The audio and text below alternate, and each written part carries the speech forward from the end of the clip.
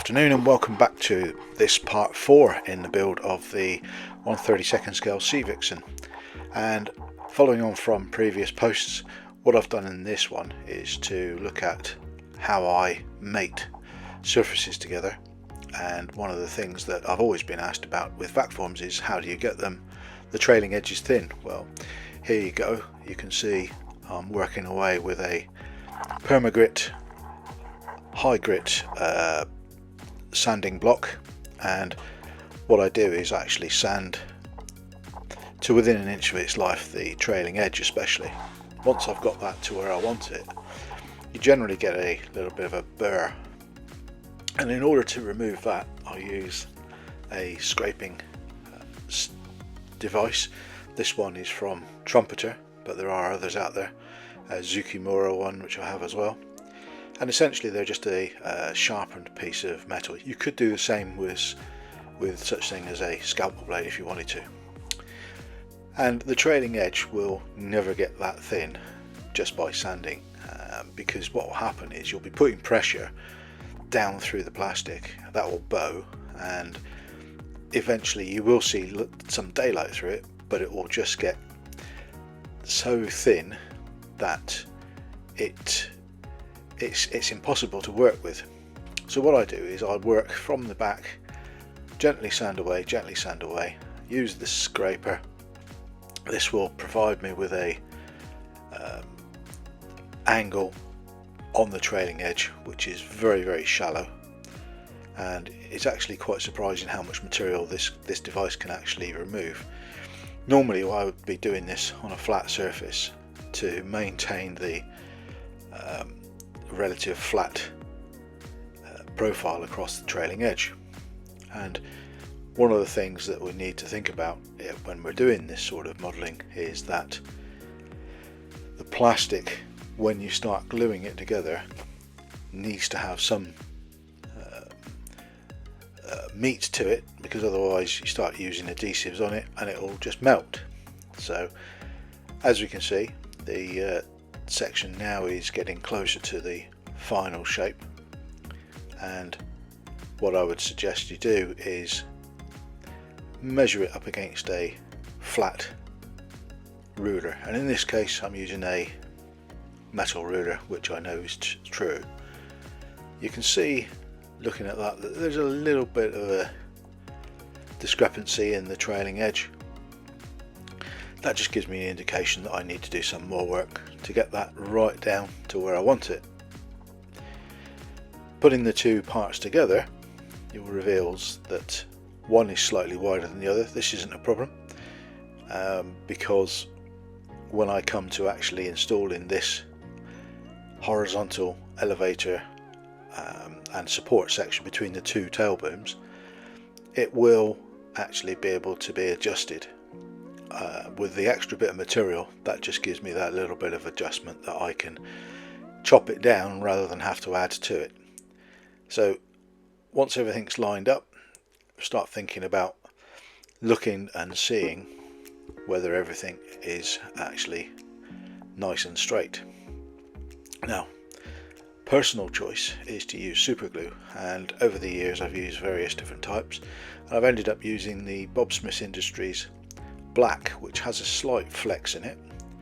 This allows me to see exactly, certainly on the white plastic anyway, where I'm applying it, and it's also, with you modern day accelerators, something that which can be hardened off very quickly, so progress can be made quite swiftly with this process. And here we go, you'll see that I'm going to put a few dots just inside, and this is literally just for positioning purposes. I'm not putting a massive amount in, and this will allow me to have a little bit of wiggle room as well, because I want to make sure that I can get it perfectly lined up.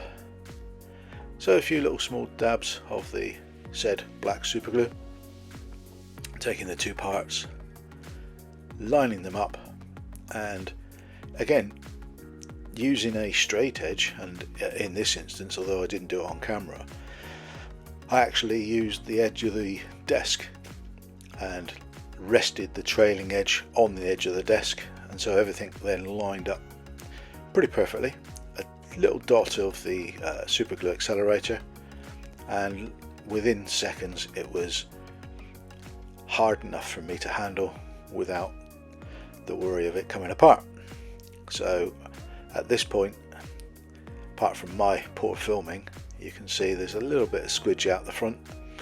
Again, that's nothing to worry about, because what will happen is the super glue will become a filler of any gaps, and as you progress through, here we can see I've done the end. Clearly I've overfilled. I always tend to overfill slightly the black super glue, giving you an opportunity to see exactly where you've applied the stuff. And as I said previously, I use the accelerator. This speeds up the process of drying or hardening, whichever way you want to call it, and that then gives me an opportunity to progress onto the next step, which is the other end. Now we know full well that we've already lined everything up, so this is literally now just filling and increasing the bond. So some may say that this is cheating, but who knows? At the end of the day, I'm after the result. Once it's painted, nobody's never going to know what it's made from. So again, the super glue accelerator over the top of the actual black super glue. This stuff hardens pretty quickly. It doesn't tend to give off too much of a heat signature like some super glues do, and whilst it's still slightly damp, run the cocktail stick over the top.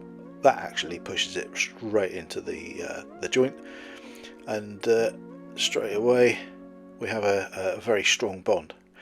The leading and trailing edges, of course, are yet to be done, and those will come very, very soon. So following on from this now, once it's hardened up, you can actually start thinking about cutting things back. And what I mean by that is sanding it back to a profile. So here we go, I've just added some black super glue to the leading edge. This gives me a nice seam which has bonded the two parts together quite nicely, quite strongly, and as I've said before, this stuff, once it's hardened, it sands really easily and actually acts like a filler, so there's no need to add any other chemicals to it. So the trailing edge, now that's a different matter. Now I could quite easily put some super glue in there, but in this case I chose not to, because of the fact that I had removed quite a bit of material on the inside. I actually clamped it together and then used some liquid cement. Now my own personal choice of liquid cement is, and has been for a long time, pure MEK, methyl ethyl ketone, with the tiniest little bit of cellulose thinners mixed into it. And this works in very much a similar way to your Tamiya Extra Thin or your Mr. Hobby glues. So once that adhesive is down the gap, effectively it's going to melt the plastic. I haven't used a lot of it, but I want for that trailing edge to be nice and bonded. Because eventually what I will do is I'll add some more super glue to that, and that will then give me an opportunity to cut that right back to a nice thin trailing edge. Again, this is all things that I've picked up over the years and my own personal techniques. There's no right or wrong way. So finally, on to the actual sanding of the part.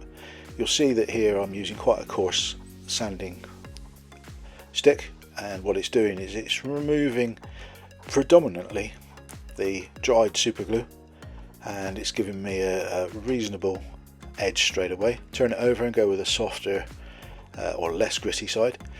Now on these ends, you'll see, looking at them now, within a matter of seconds I've actually got quite a lot of that black super glue gone, and it's back to plastic, which gives me an indication that, because I can see a seam there, that the bond is pretty good.